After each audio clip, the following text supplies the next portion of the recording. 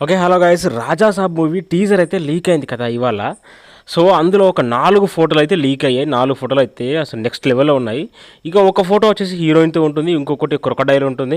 ఇక ఇంకొకటి వచ్చేసి ప్రభాస్ అన్న నార్మల్‌గా చూస్తాడు. ఇంకొకటి వచ్చేసి కూర్చొని సంథింగ్ చేతిలో అది పట్టుకుంటాడు. అందులో ఒక్క ఫోటో ఉంది భయ్యా. ప్రభాస్ అన్న జస్ట్ నార్మల్‌గా ఉంటాడంతే.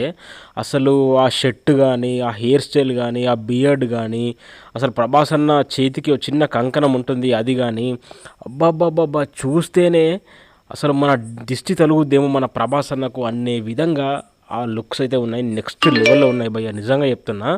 'మిర్చి' తర్వాత 'డార్లింగ్' సినిమా తర్వాత ప్రభాస్ అన్నకు ఇలాంటి లుక్స్ పడ్డాయి. మళ్ళీ 'రాజా సాబ్‌తో' అలాంటి లుక్స్ అయితే పడ్డాయి.